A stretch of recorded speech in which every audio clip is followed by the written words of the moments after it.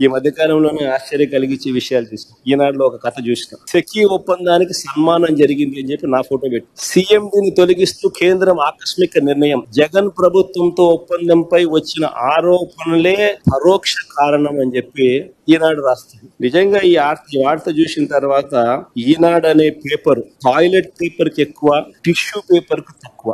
అదొక పేపర్ పట్టిన పీడన. అబద్ధాలు రాయడానికైనా గానీ హద్దు పొద్దు ఉండాలి. కారణం ఏమిటి అని అంటే, ఏపీతో సెకీ ఒప్పందం ఎప్పుడు చేసుకుంది?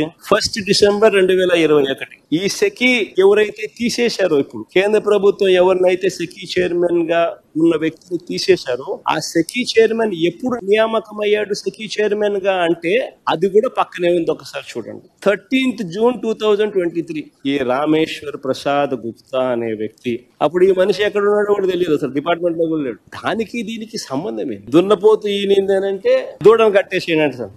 దున్నపోతే ఏమైనా ఎలా భర్తీ ఇవ్వగలుగుతుంది? దూడను కట్టేసేయండి. అట్టగా అసలు ఎవడు లేడు, అసలు మనిషే లేడు. మాఫియా రాజ్యం ఇది. ఈనాడు, ఒక ఆంధ్రజ్యోతి, ఒక TV5, ఒక చంద్రబాబు. ఇది ఒక పేపర్లో వీళ్ళంతా, ఒక మీడియా అని చెప్పుకునే సిగ్గుపడాలి వీళ్ళంతా.